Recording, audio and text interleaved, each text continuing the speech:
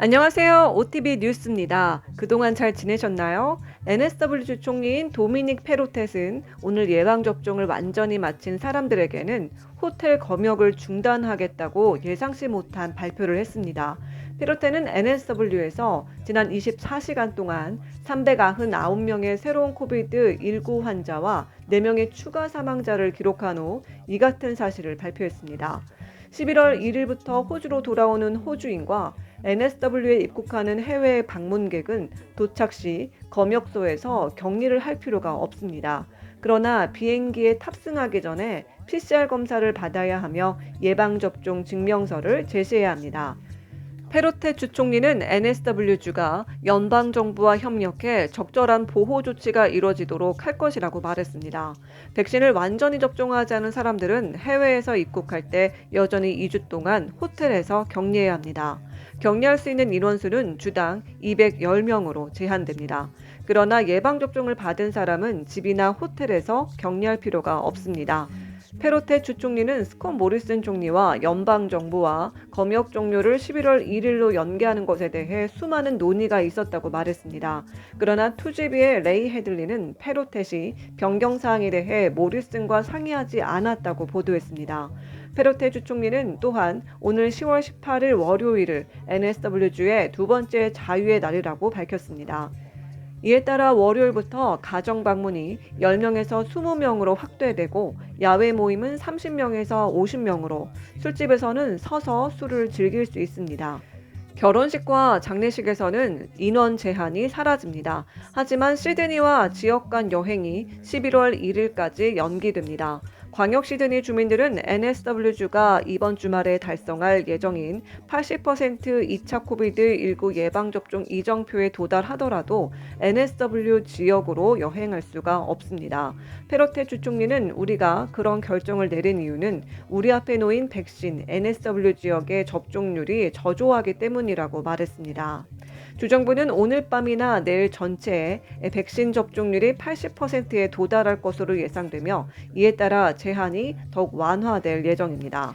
한편 페로테 주총리는 NSW 정부가 크루즈 산업의 재개에 대해 영연방과 지금 논의 중이라고 밝혔습니다. 이런 가운데 NSW 지역의 비즈니스에 대한 추가 비즈니스 지원은 11월 1일까지 제공될 예정입니다.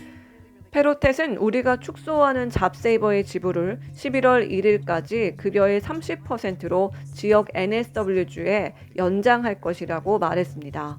한편 오늘 서비스 NSW 앱에서 코비드19 백신 증명서가 사용 가능해집니다.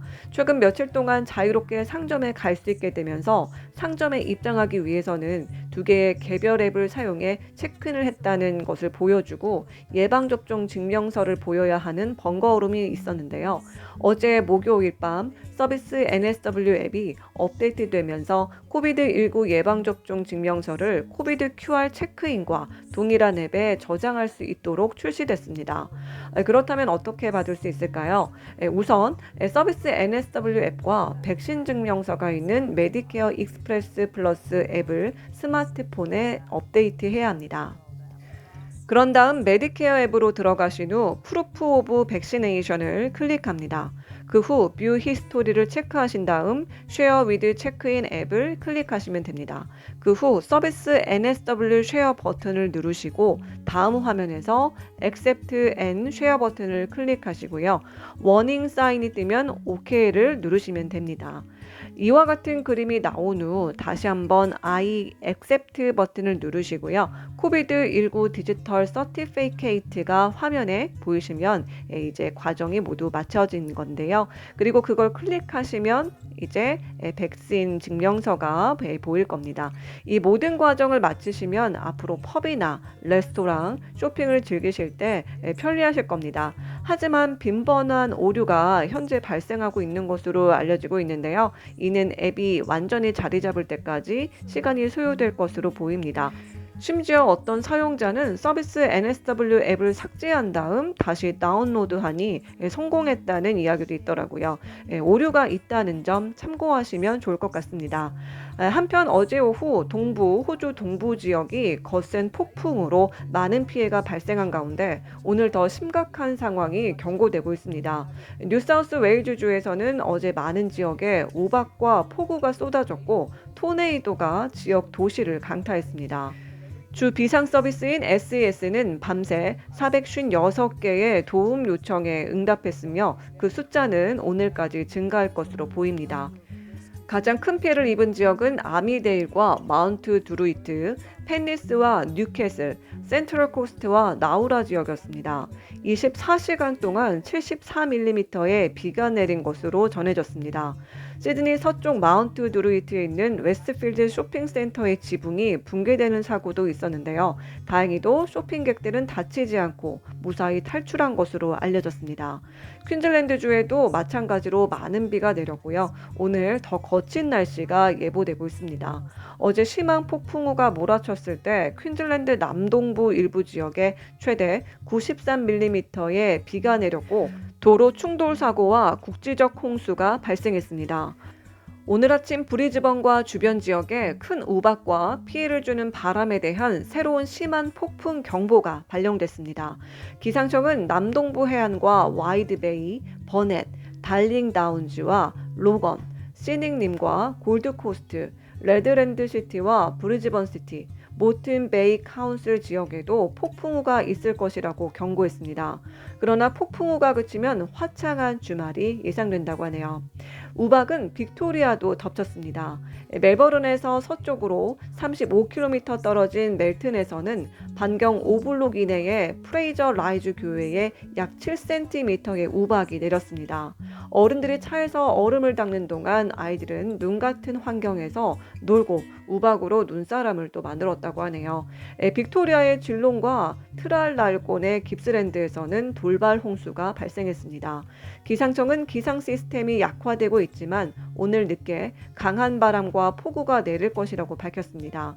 동쪽에서는 국지적인 뇌우가 예상되며 빅토리아 중부에서는 홍수 경보가 남아 있습니다. 한편 오늘 빅토리아주에서는 신규 지역 감염자 2,179명이 발생했고 사망자 6명이 추가됐습니다. 이런 가운데 빅토리아주는 뉴사우스 웨일즈주와의 국경 제한을 완화했으며 예방접종을 완전히 마친 사람들은 더 이상 14일 동안 격리할 필요가 없습니다. 10월 19일 오후 11시 59분에 발효되는 새로운 규칙에 따라 예방접종을 받은 입국자는 입국 72시간 전까지 코비드-19 음성 테스트를 반환해야 합니다. 또한 일단 들어가면 검사를 받고 음성 검사 결과가 나올 때까지 격리해야 합니다. 뿐만 아니라 오늘부터 근무가 허락된 근로자에 대한 백신 접종 의무화가 빅토리아주 전역에서 실시됩니다. 이들은 11월 26일까지 2차 백신 접종을 완료해야 하며 제한적인 의료 면제 규정만 남아있을 예정입니다. LCT주에서는 오늘 35명의 신규 감염이 발생한 가운데 9주간의 락다운이 자정부로 해제됐습니다. 카페와 레스토랑, 펍과 체육관, 미용실은 자정의 제한이 사라지면서 ACT주에서 다시 영업을 시작할 수 있게 됐습니다. 집에서는 최대 5명까지 방문객을 초대할 수 있고 최대 25명의 사람들이 야외에서 모일 수 있습니다. 해당 지역의 주민들도 이제 뉴사우스 웨일즈주에 입국할 수 있지만 합당한 변명이 없이는 광역 시드니로 여행하는 것이 허용되지 않습니다. 현재 492명의 활성 사례가 있고 860명이 회복됐습니다. 전염병이 시작된 후 ACT주에서는 10명이 바이러스로 사망했습니다. 전국에서 예방접종률이 가장 높은 주인데요. ACT 16세 이상 성인의 98.8%가 백신 접종을 완료했으며 캔버라는 세계에서 백신 접종률이 가장 높은 도시가 될 예정입니다. 퀸즐랜드주에서는 오늘도 더블 도넛, 즉 신규 감염 0명을 기록했습니다. 오늘은 호주 코로나 상황과 관련해 이모저모 소식 전해드렸습니다. 도움되시길 바라고요. 저희 다음 영상에서 또 봬요. See ya!